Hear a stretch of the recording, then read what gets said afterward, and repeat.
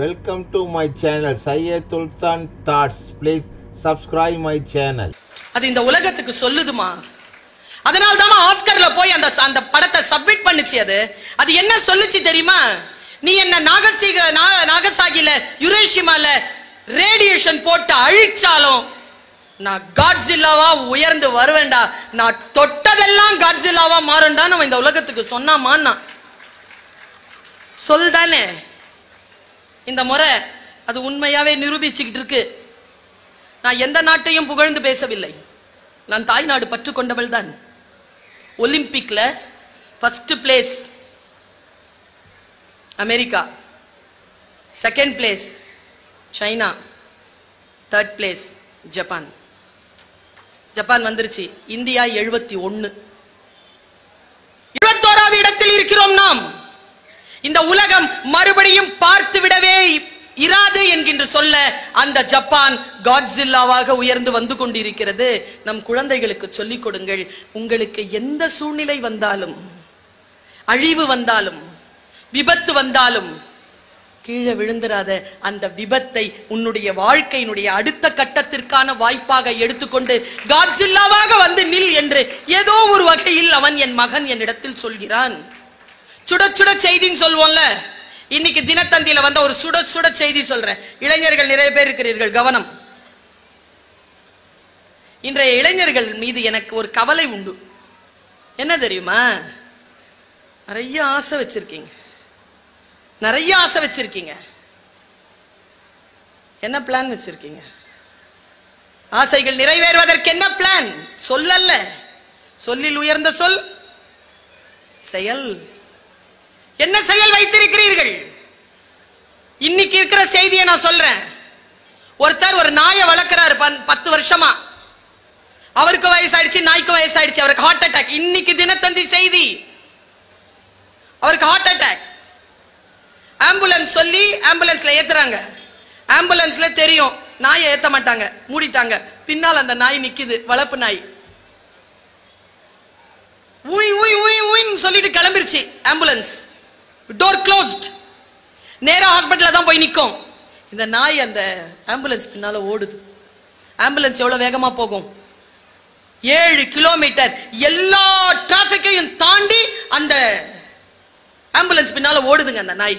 அந்த டிரைவர் ஓட்டிட்டு இருந்தாலும் அவனுக்கு என்ன தோணுச்சுன்னு தெரியல. ஒரு 7-8 கிலோமீட்டருக்கு அப்புறமா ஓரப்படுத்தினான் வண்டியை. ஓரப்படுத்திட்டு கீழே இறங்கி கதவு திறந்தான். அந்த நாய் உள்ள ஏறிடுச்சு. கதவை மூடிட்டு வண்டியை எடுத்துக்கிட்டு ஆஸ்பத்திரிக்கு போயிட்டான். ஆஸ்பத்திரி அந்த ஆளை காப்பாத்துமா இல்லையான்னு எனக்கு தெரியாது. அந்த நாய் வந்து பக்கத்துல உட்காந்துச்சு இல்ல, ஒருவேளை அந்த முதியவர் உயிர் பிழைத்திருக்கலாம். ஆனா உங்க எல்லாருக்குமே நான் சொல்ற செய்தி என்ன தெரியுமா? இது அல்ல. இந்த இமோஷனல் ப்ராப்ளமத்தையே நான் சொல்லல. நான் சொல்ல வந்த செய்தி என்ன தெரியுமா? அந்த நாய் கிட்ட ஒரு சின்சியாரிட்டி இருந்ததுங்க. சின்சியாரிட்டியோட அது அந்த உண்மையான ட்ரூத்ஃபுல்னஸோட அது ஓடிச்சு பாருங்க. மூடப்பட்ட எந்த எமர்ஜென்சி கதவு இருந்தாலும் நீ சின்சியரா இருந்தா அது திறக்கும். அது சொல்லுச்சா இல்லையா? அதுக்கு இடம் கிடைச்சதா இல்லையா? நாம எந்த இடத்துல கிவ் அப் ஆகுறோம்? எந்த இடத்துல நாம தோத்து போகிறோம்? எந்த சொல் நமக்கு புரியல? பல காலமா எனக்கு ஒரு மன வருத்தம் உண்டு. இப்ப நான் இந்த ப்ரோக்ராம்க்கு வந்து இந்த மேடைகளுக்கு மேல வரதுக்குள்ள 3 பேர் சொல்லிட்டாங்க அந்த சொல்ல. மேடம், உங்க பேச்ச கேட்காம நாங்க தூங்குறதே இல்லை மேடம். நான் என் கண்ணாடி முன்னால் நின்று கேட்கறது உண்டு என்னையே. ஹே பர்வீன் சுல்தானா, தூங்க வைக்கவா பேசுற? எவ்வளவு வலிக்கும் தெரியுமா? உங்க பேச்ச கேட்காம தூங்குறதில்ல. உங்க பேச்ச கேட்காம என் வைஃபுங்க உங்க பேச்ச கேட்காம தூங்குறதே இல்லைங்க. எனக்கு அந்த சொல்லுக்கான பொருள் எப்போது ரொம்ப காலத்துக்கு அப்புறம் 15-20 வருஷத்துக்கு அப்புறமா புரிஞ்சுதுங்க. சொல் புரிந்தால் இருக்கக்கூடிய சுகம் இருக்கு பாருங்க குழந்தைகளே, அது போல் ஒரு பேரின்பம் வேறு கிடையாது. ஒருத்தி எழுதுறா, ஏய் டாக்டர் சுல்தானா, இங்கிலீஷ்ல சொல்றா, உன் பேச்சு ஸ்லீப்பிங் பில்ஸ், தூக்க மாத்திரை தெரியுமா உனக்கு? நீயுமா? வெளிநாட்டுல இருந்து நீயுமாமா? நாங்கெல்லாம் முழிச்சு வேலை செஞ்சுட்டு இருக்கும்போது அங்க ராத்திரி அது சொல்லுது, உன் பேச்சை கேட்காம நானும் தூங்குறது இல்லை. சொல்லிட்டு அவ கீழே ஒரு விளக்கம் தந்திருந்தா அப்பதான் அந்த சொல் எனக்கு புரிகிறது. உங்க பேச்சை கேட்டுதான் நான் தூங்குறேன், உங்க பேச்சு கேட்காம நான் தூங்குறது இல்ல. என்ன அர்த்தம்? என் பேச்சு ஏன் தூக்கத்தை தருகிறது? ஒன்று, எல்லா பெண்களையும் எல்லா இளைஞர்களையும் இந்த உலகம் கசக்கி பிழிந்து நீ எதற்கும் லாயக்கற்றவள் என்ற மன உளைச்சலோடு படுக்கையில் கிடக்கின்ற பொழுது போன் எடுத்து இப்படி பாக்குறீங்க. நான் தோன்றுகிறேன், நான் சொல்லுகிறேன், வாழ்க்கை அழகானது. உனக்கு என்று ஒரு வாய்ப்பு வரும். அந்த வாய்ப்பை நீ பயன்படுத்திக் கொள். நீ சுயமரியாதை மிக்கவள், நீ ஆரோக்கியமானவள், நீ நிர்வாகத்தில் உயர்ந்தவள் என்று நான் சொல்லுகிறேன். உன் மனம் அந்த உளைச்சலில் இருந்து அமைதி அடைகிறது. நீ நாளை விடியலுக்காக காத்திருப்போம் என்று சொல்லி அமைதி அடைந்து தூங்குகிறாய். அப்படி என்றால் என் சொல் தூக்க மாத்திரை தானே? சொல் புரியுதா எனக்கு? எல்லா சொல்லுக்கும் இன்னொரு பக்கம் உண்டு தானே? நான் அப்படி நினைச்சு சொல்லல, அப்புறம் வேற எப்படி நினைச்சு சொன்னேன்? எல்லா விஷயங்களுக்கும் இப்படி ஒண்ணு சொல்றேங்க, எனக்கு தோணுது அதனால சொல்றேன். மாற்று கருத்து இருக்கலாம், எல்லா கருத்துக்கும் மாற்று கருத்து வேண்டும் தானே? ஆரோக்கியமாக இருந்தால் அந்த கருத்துக்கள் வரவேற்கப்படுவது. நான் ஒரு கிளாஸ் நடத்திட்டு இருக்கேன். இங்க இருக்கக்கூடிய பெரிய உயரதிகாரிகளுக்கு சொல்லுகிறேன், பெரிய பெரிய பொறுப்பில் இருக்கின்றவர்களுக்கு சொல்லுகிறேன். நம் வகுப்பில் இருக்கக்கூடிய குழந்தைகள் தான் நம் வீட்டில் இருக்கக்கூடிய மனைவியோ கணவனோ குழந்தையோ தான். நான் நேத்து கிளாஸ் நடத்திட்டு இருக்கும் பொழுது ஒரு புக்கு விற்பனை, அதுல 29 ரூபாவாப்பா கொடுத்துருப்பா. 30 ரூபாய் மேடம்னா, ஆமா பெருசா 1 ரூபா அதிகமாயிடுச்சு, 30 ரூபா கொடுத்துரு அப்படின்னு. இந்த பொண்ணு சொன்னாங்க ஒரு வார்த்தை, எழுந்திருச்சு நின்னுல, ma'am 1 rupee matters ma'am. Yes, 1 ரூபாய் என்பது சாதாரணமானதா? Thank you for enlighten me. குழந்தாய் உட்காரு. 1 ரூபாய் என்பது கணக்கில் வரும். 99 ரூபாய் இருந்தால் அது 100 ரூபாய் அல்ல, 1 ரூபாய் வர வேண்டும். 1 லட்சம் ரூபாய் கூட 1 ரூபாய் குறைந்தால் 1 லட்சம் ரூபாய் கிடையாது. 1 ரூபாய் என்பது இட் மேட்டர்ஸ். சொல்தானே? எனக்கு புரிகிறது. புரிந்து கொள்வதற்காக என்னுடைய ஈகோவை கழற்றி வைத்துக் கொண்டு thank you my dear, thank you for enlightening me என்று சொல்லக்கூடிய ஆசிரியம் என்னிடத்தில் இருப்பதனால் என் குழந்தைகள் ஃபெயில் ஆவதில்லை. அங்க காட்டுவதல்ல என் புத்தியை. நுட்பமா அந்த விஷயத்தை நான் சொல்லிட்டு போறேன். நான் ஒரு பாட்டு கேட்டுட்டு இருந்தேங்க, பழைய பாட்டு தான். சாரி, இந்த சின்ன பசங்களுக்கு தெரியாது அந்த பாட்டு. நீ வேணா நான் போய் யூடியூப்ல போட்டு பார்த்துக்கோ. நான் கனெக்ட் பண்றேன். இங்க இருக்கக்கூடிய 35-40 வயதுல இருக்கிறவங்களுக்கு இந்த பாட்டு புரியும். முத்துராமன் நிற்பார் அந்த படத்துல, தேவிகா மேடம் தான் ஹீரோயின். ஒரு சித்தார் வச்சுட்டு ஒரு பாட்டு வரும். என்ன பாட்டு? என்ன பாட்டுங்க? சத்தமா சொல்லுங்க. சொன்னது நீதானா? எங்க வீட்டுல வயசான ஒரு அம்மா இருந்தாங்க. அவங்க சொன்னாங்க, ஏய் இங்க வா, இந்த பாட்டு கேளு. நான் பாட்டு நான் கேட்ட பாட்டு தான். அதுல ஒரு சரணம் வரும் தெரியுமாங்க?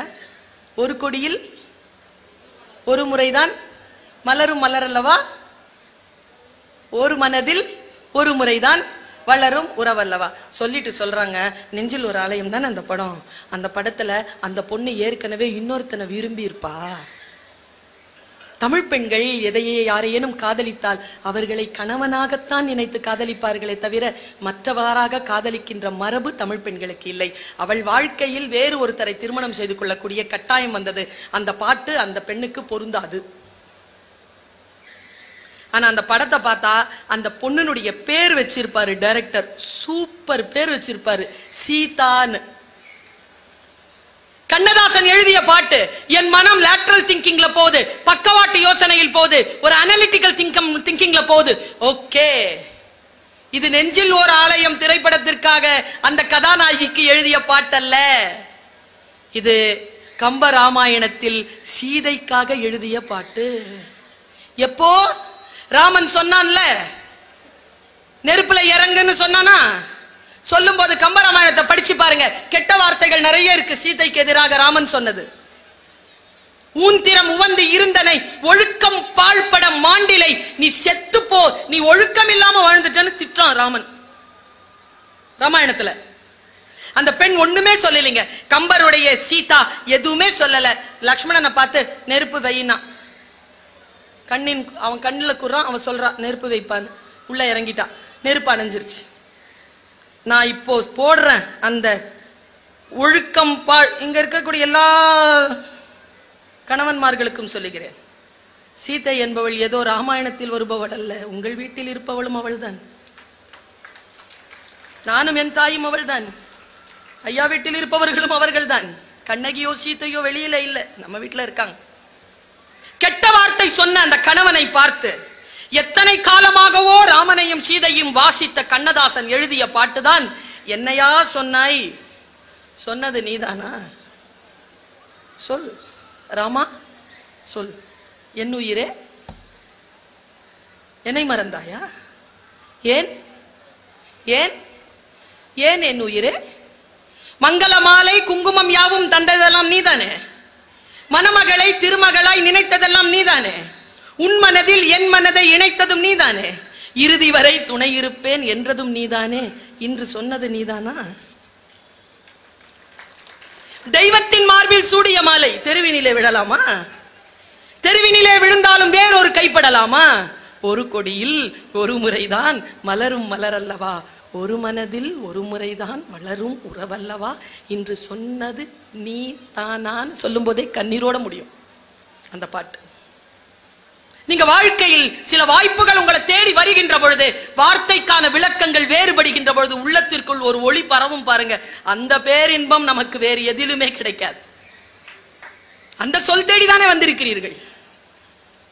அந்த மனம் பரவசம் அடையக்கூடிய அந்த ஒரு சொல் தேடிதானே வந்திருக்கிறீர்கள். நான் சொல்லுகிறேன், இந்த கல்யாண மாலைன்னு ஒரு ப்ரோக்ராம் நடக்கும். அதுல பட்டிமண்டபங்களை நடத்துவாங்க. அதுல ஒரு வாட்டி கோயம்புத்தூர்ல நான் பேச போறேன். நான் பேச போகும்போது அறம் குறிச்சு பேசிட்டோம். அது யூடியூப்ல இருக்கு. பேசி முடிச்சிட்டோம். திருப்பூர் கிருஷ்ணன் ஒருத்தருங்க, உங்க எல்லாருக்கும் தெரியும்னு நினைக்கிறேன். அமுத சுரபியினுடைய ஆசிரியர், மிக கண்ணியமான ஒரு மனிதர், தமிழ் படித்தவர், தமிழ் மீது தீராத காதல் கொண்டவர், காந்தியவாதி. அவர் நான் ட்ரெயின் ஏறதுக்கு போறேன். எனக்கு கிடைச்ச சொற்களை தான் நான் சொல்லிட்டு இருக்கிறேன். நான் பேச்சாளரா இருக்கிறத படிச்சுட்டு மட்டும் இல்லைங்க. அப்சர்வேஷன் இருக்குல்ல, லேர்னிங் இருக்குல்ல, அதெல்லாம் தான் என் பேச்சு. நான் மேடைக்கு வருகிறேன், மேடையிலிருந்து இல்லம் திரும்புகிறேன். இல்லம் திரும்புவதற்கு முன்னால் நான் ட்ரெயின் ஏறி ஆகணும். நாம தான் இந்த வேஷம் கிஷம் கட்டிக்கிட்டு பேசுறோம்ல, பெண்களுக்கு அது ஒரு தலையெழுத்து. ஆண்களுக்கு ஒரு பிரச்சனை கிடையாது. நாங்கெல்லாம் சாதாரணமா வரவே முடியாது மேடைக்கு. எப்போ மாறுமோ அந்த நிலை. ஏங்க ஒரு பரிசில் நீங்க கையில பேக்கெட்டா தூக்கிட்டு வர வேண்டியதா இருக்கு. உங்களுக்கு பாருங்க 4-5 பை ட்ரெஸ்லயே. என்னைக்கா யோசிச்சதுண்டா பெண்களை? இந்த கையில ஒன்ன பச்சை பிள்ளைய கையில தூக்குற மாதிரி காவிக்கிட்டே சுத்தணும். பாருங்க அந்த அம்மா கை அப்படியே பிள்ளைய வச்சிருக்கிற மாதிரியே வச்சிருக்கு. அவர் பாருங்க ஜாலியா இருக்கிறார். எல்லாம் பர்சு, 5 பர்ஸ்ல வச்சிருக்கு. நானும் ஒரு நாள் புடவையில தைச்சிக்கலான்னு தான் பார்த்தேன் மேடம். ஒரு நாள் பரிசு ஒரு இடத்துல இருக்கு, இன்னொரு நாள் பரிசு இன்னொரு இடத்துல இருக்கு. நம்ம பெண்களுடைய மெட்டபாலிசம் அப்படி. என்ன பண்றது? கார்போஹைட்ரேட் சாப்பிட்ற சமூகம். அவ்வளோ வேலை வாங்குறீங்க, ஆரோக்கியமா இருக்க முடியுதா? ஒவ்வொரு நாள் பிளவுஸ் மாட்டும் போதும் பிபி மிஷின் மாற்ற மாதிரியே இருக்கு. புரிந்தவர்கள் கைத்தட்டுகிறார்கள், சிரிக்கிறார்கள். சரியா? எனக்கு புரியல. நேரா போய் ட்ரெஸ் சேஞ்ச் பண்ணிட்டு உடனே ட்ரெயினுக்கு ஓடணும். அவர் ஒன்றும் இல்லை, ஒரு ஜிப்பா ஒரு ஜோல்னா பை அப்படியே. என்ன பாரு இன்னும் வரல? இருங்கய்யா மாத்திட்டு வரணும்ல. 10 ட்ரெயின். நாங்கள் வெளியில வரும்போது 9:45 கிட்ட போயிட்டோம். 10 மணி மேலே ஏறி போகணும் 3வது பிளாட்ஃபார்ம். 5 நிமிஷம் அதில் ஆயிடுச்சு. 5 நிமிஷம் தான் இருக்கு, ட்ரெயின் நிக்குது. நம்ம மோகன் சார் கையில இட்லி வச்சுட்டு நிக்கிறார், நைட்ல போறதுக்கு சாப்பிட்றதுக்கு. அதை வாங்கிட்டு வேகமா நடக்கிறேன். கிருஷ்ணன் சார் ஆரம்பிச்சார், பர்வீன் என்ன ஓடுற? B3 அங்க இருக்குது, 11 கோச் தாண்டணும், 5 நிமிஷம் தான் இருக்கு. சார் என்ன சார்? இரு, ஒரு கேள்வி கேட்கிறேன், பதில் சொல்றியா? எப்ப? சார்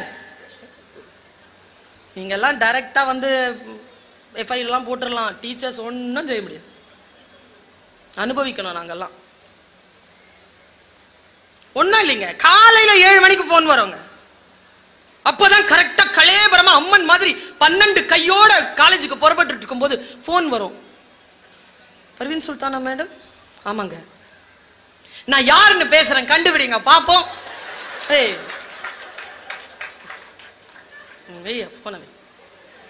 யாரா இருந்தா எனக்கு என்ன டென்ஷனா இருக்குங்க. அந்த டைம்ல போய் பேசுவாங்களா? கொஸ்டின் பேப்பர்லாம் அப்படிதாங்க கிடைக்கும். டென்ஷனா இருக்கும்போது கையில வரும் கொஸ்டின் பேப்பர். அப்படி பேசுறாருங்க அவர். பர்வீன் ஒரு கேள்வி கேட்கறேன், சொல்ல பதில். அண்ணா ட்ரெயின்ல ஏறிடலாம். சொல்லு சொல்லுங்க சொல்லுங்கண்ணா. இப்ப சொல்லலன்னா அப்புறம் சொல்ல மாட்டேன், சரியா? எனக்கு வந்து சொற்கள் வேணும். அதுவும் திருப்பூர் கிருஷ்ணன் சார் சொல்றாருன்னா ஏதாவது ஒரு வார்த்தை இருக்கும். சொல்லுங்க சார். போர் பாசறையில தலைவிரி கோலமா ஒருத்தி உட்கார்ந்து இருக்கா, அவ யாரு?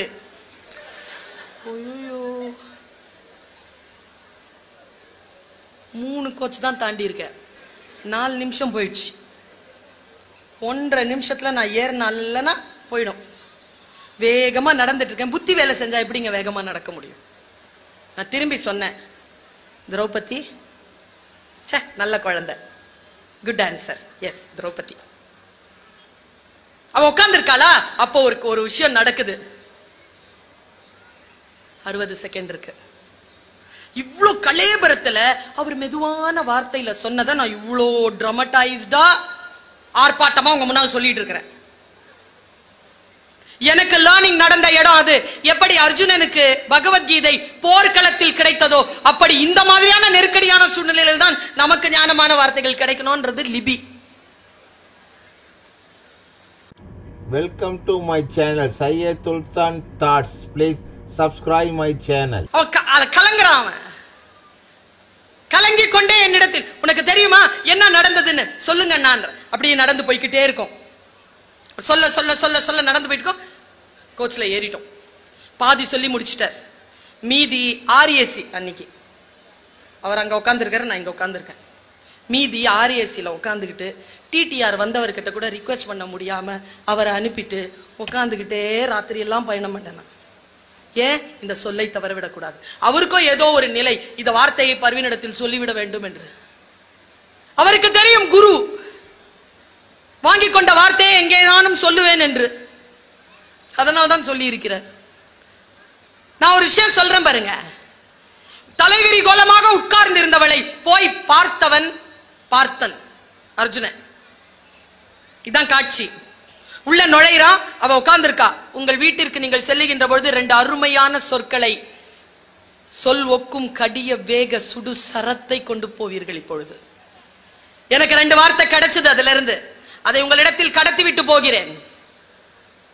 உள்ள நுழைகிற அர்ஜுன, திரௌபதி நல்லா இருக்கிறியாமா? நான் நல்லா இருக்கிறேன். நீங்க எப்படி இருக்கிறீங்க? நான் நல்லா இருக்கிறேம்மா. ஏதோ உன்னை பார்க்கணும்னு தோணுச்சு, அதான் வந்தேன். கர்ணனை இன்னும் நீங்க கொல்லலையே, நாளைக்கு கொன்று விடுகிறேன் திரௌபதி. அவனை கொல்வதற்கு முன்னால் உன்னை பார்த்து விட்டு போகத்தான் வந்தேன். இப்படி பேசிக்கிட்டே இருக்கும்போது தர்மர் உள்ள வந்துட்டாராம். தர்மனுக்கு தெரியாது இவன் உள்ள இருக்கிறான். போர் பாசறையில் அவ தனியா இருப்பான்னு நினைச்சிட்டு வந்துட்டார். உள்ள வந்த உடனே அவருக்கு ஒரு மாதிரி ஆயிட்டார்.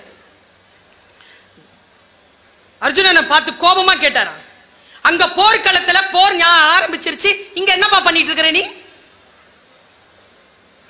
அதே ஸ்டேட்மெண்ட் இங்க இருக்குது அர்ஜுனனுக்கு.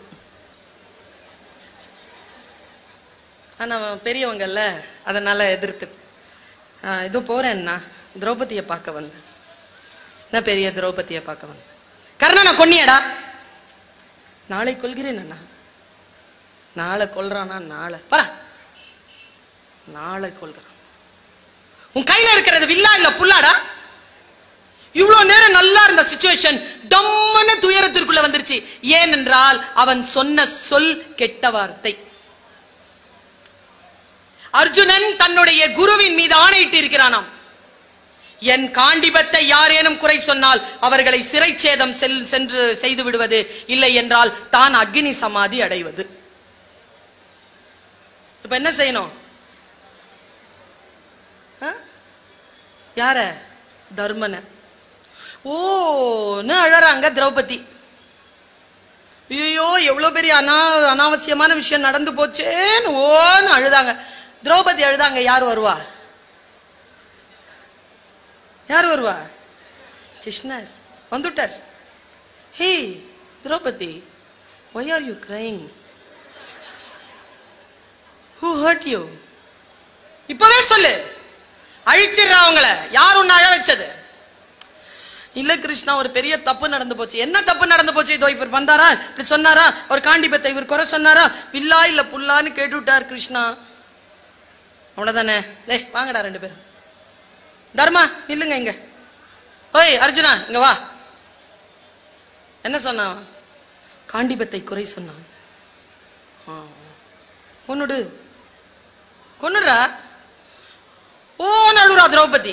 கொல்ல முடியாது. அண்ணனை எப்படி கொல்லணும்னா கொல்றது இல்லடா, சாஸ்திரப்படி கொன்னுடு. சாஸ்திரப்படி கொல்றதுன்னா என்ன? அவனோட பெரியவன் தானே. ஆமா, அவனை எதிர்த்து அவர் சொன்னது, கிருஷ்ணன் சொன்ன நீ வா போன்னு சொல்லு. அவனை எதிர்த்து திட்டு, அவனை திட்டு. உன்னை விட வயசானவன் தானே, திட்டு. திட்டுனா அந்த சாபம் போயிடும்டா, சாஸ்திரப்படி போயிடும். அவன் சின்ன வயசுல இருந்து மனசுல வச்சிருந்ததை எல்லாத்தையும், நீலாம் ஒரு அண்ணன், எனக்கு முன்னால பிறந்தவன், நீ பிறந்ததுனாலே எல்லாமே உனக்கு கிடைச்சிருச்சு, பாடுபடுறது நான், நீலாம் ஒரு மனுஷனடா. உனக்கு தானடா அம்மா குந்தி, எனக்கு அம்மாவா என்னைக்காவது இருந்திருக்கிறாளடா, உனக்கு தான் அன்பு இருந்திருக்கு. எல்லாம் பேசுறாங்க. அவன் பேசி முடிச்சிட்டு கிருஷ்ணர் சொல்றார், ஏய் கொலை பண்ணி முடிச்சாச்சுடா, இன்னும் ஏன்டா அடிச்சுக்கிட்டே இருக்கிற? அப்பா சாஸ்திரப்படி கொலை பண்ணியாச்சு, ஓகே வா போலான்னு உடனே நிறுத்துறாரு கிருஷ்ணன். இரு, சாஸ்திரப்படி நீ ஒரு பெரியவனை கொண்டு இருக்க, அதுக்கு ஒரு தண்டனை உண்டு. என்ன தண்டனைன்னு பாக்குறாங்க பாரு மூணு பேரும். அந்த மாதிரி யாரையாவது சாஸ்திரப்படி கொலை பண்ணி இருந்தா அதுக்கு தண்டனை, யார் அந்த கொலை தண்டனை செய்தார்களோ அவர்கள் தற்கொலை செய்து கொள்ள வேண்டும். ஐயோ அழுறா திரௌபதி. இவன் போயிருந்தாலாவது பரவாயில்ல, அவன் போனா யாரு கர்ணனை கொல்றது, தன்னுடைய சபதம் எப்படி நிறைவேறும்? ஓன்னு அழாத அழாத. இரு இரு இரு, வாடா. சாஸ்திரப்படி தற்கொலை பண்ணிக்கலாமா? இன்னைக்கு பண்ணிக்கோ. சரி வா. நான் யார்? நல்ல கவனமா கேளுங்க. நான் யாரு? கிருஷ்ணன். அதெல்லாம் விடு, உண்மையால உன் மனசை தொட்டு சொல்லு. நான் யாரு? நீ என் குரு, அப்புறம் நீ கடவுள், அப்புறம் நீதான் பரம்பொருள். உன்னை விட நான் பவர்ஃபுல்லான ஆளா? ஆமா. எங்க எனக்கு முன்னால நீ புகழ்ந்து பேசிக்கோ. உனக்கு முன்னால பேசட்டுமா? பேசு. நான் இந்திரனாக்கும் சந்திரனாக்கும், நான் அர்ஜுனனாக்கும், நாளும் தெரிஞ்ச நல்லவனாக்கும் வல்லவனாக்கும், நான் தான் கட்டின திரௌபதியை இவங்கெல்லாம் என்கிட்ட தான் எடுத்துக்கிட்டாங்க, நான் தான் இந்த உலகத்திலே அதிக அற்புதமான வில்லாத வீர சூரன், எல்லாம் பேசிட்டான். இப்போ தற்கொலை செய்து கொண்ட பாவம் வந்துருச்சு, விஷயம் முடிஞ்சு போச்சு. இப்போ நம்ம எல்லாரும் வீட்டுக்கு போறோம். இதை நான் ஏன் உங்ககிட்ட சொல்றேன்? எனக்கு மகாபாரதம் சொல்லணும்னு ஆசையா? எனக்கு மகாபாரதம் நடந்ததா இல்லையா, அந்த புராணங்களின் மீதான கருத்துக்கள், அதெல்லாம் எந்த இன்ட்ரெஸ்டும் கிடையாது.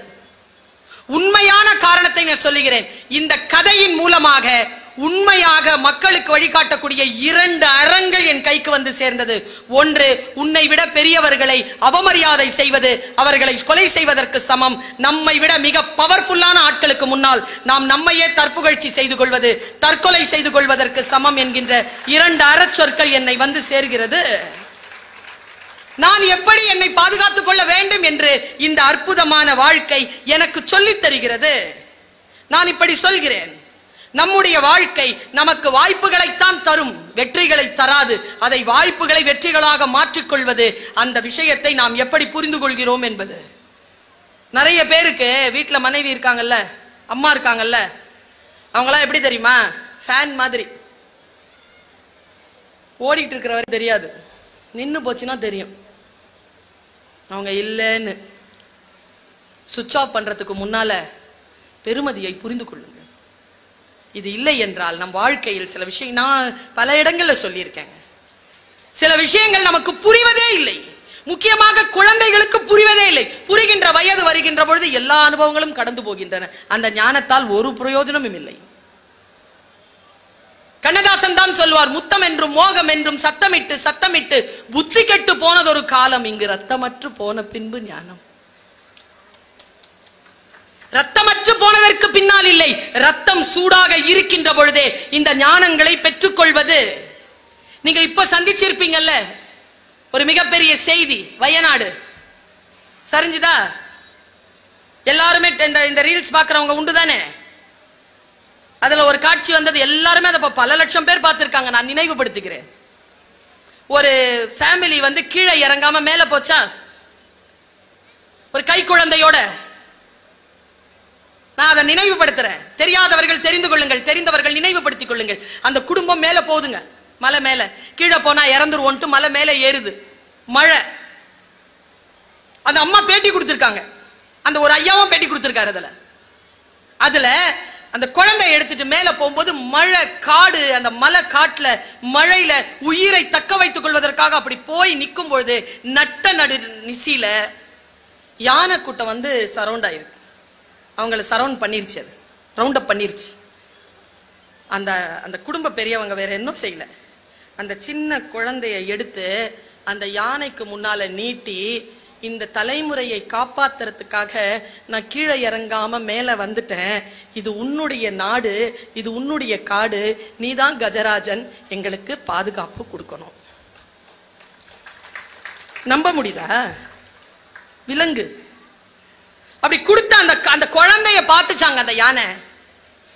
அந்த அம்மா கண்ணீரோட பேட்டி கொடுக்குது. அந்த யானையை அந்த பார்த்துட்டு, அந்த மழை பொழிற அந்த இரவு முழுக்க அந்த குடும்பத்தை அப்படி நின்று, அவங்க கீழே மழையில நனையாம ராத்திரி முழுக்க நின்று இருக்குங்க அந்த யானை.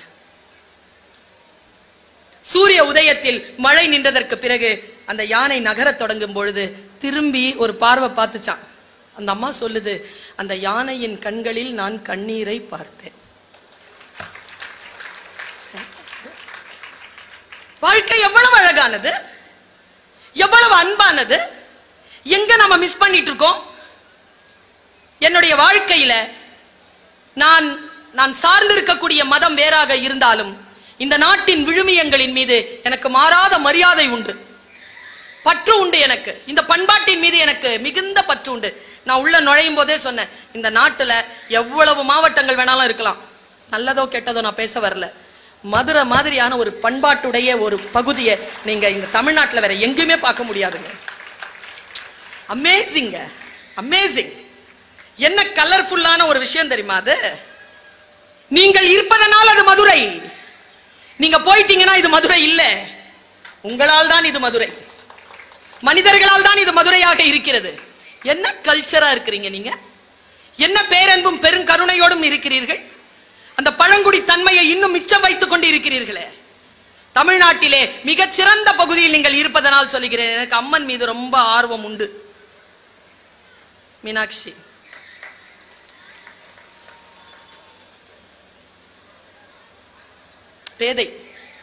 பேதை வடிவத்தில் இருப்பார். இன்னொருத்தி இருக்கிறார், அதுவும் அம்மன் வடிவம் தான், ஆதிபராசக்தி. எங்க அம்மா எப்பவுமே சீரியல் பார்க்காதவங்க சீரியல் பார்த்துட்டு இருந்தாங்க. ஒரு நாள் நான் வீட்டுக்குள்ள நுழையிறேன், இரு இரு அப்படிங்கிறாங்க. பசிக்குதுமான்னு கேட்கிறேன், இரு பார்த்துட்டு இருக்காங்க. என்னடா பாக்குறாங்க, என்னம்மா சமைச்சிங்க? இந்த மீன் குழம்பு, இரு அப்படி. மீன் பொரிச்சிங்களா? மசாலா தடவி வச்சிருக்கேன், பொரிச்சு தரேன், இரு. சீரியல் எங்க அம்மா அப்படி பார்க்க மாட்டாங்க, ஆனா சீரியல் பார்க்கறாங்க. நான் போய் பொரிச்சு, நீ கருக்கிடுவ, மரியாதையா இரு, நான் செஞ்சு தரேன்னு சொன்னல, இரு அப்படிங்க. சரின்னு இருந்துட்டேன். எங்க அம்மா பேச்சா நான் கேட்பேன், குழந்தைகளுக்கு சொல்றேன். எங்க அம்மா நான் சூப்பருங்க. எங்க அம்மா மட்டும் இல்ல, எல்லாருடைய அம்மாவும் சூப்பர் தான். நான் நல்லா ட்ரெஸ் பண்ணிட்டு போவேனா. எங்க அம்மா ஒரு நாள் கேட்டுச்சு, நல்லா இருக்க, ரெக்கார்டிங்கா? ஆமா. மேக்கப் போட்டிருக்க, மேக்கப் இல்லம்மா, சும்மா மை வச்சு நல்லா இருக்கு. கேமரா முன்னால வரணும்னா உன்னை நல்லா அலங்கரிச்சுக்கிறல்ல, பர்மனண்டா ஒரு கேமரா உன்னை பார்த்துக்கிட்டே இருக்கு, அது முன்னால அழகா இரு. கடவுளை சொல்றாரு. அம்மா அப்படிதான் ஊசி போட்டுக்கிட்டே இருக்கும். எங்க அம்மா அன்னைக்கு சொல்றாங்க, நான் ட்ரெஸ் பண்ணிட்டு வெளியில வரும்போது செருப்பு மாற்ற இடத்துல ஒரு நிலக்கண்ணாடி வச்சுட்டாங்க ஒரு நாள். நீ வெளியில் போகிறாய், வெளியில் உன்னை யார் எப்படி பார்ப்பார்கள் என்பதனை முதலில் நீ உன்னை முழுமையாக பார்த்து விட்டு செருப்பு போடு. இதை சொல்லாம நிலக்கண்ணாடி வச்சு விட்டாங்க.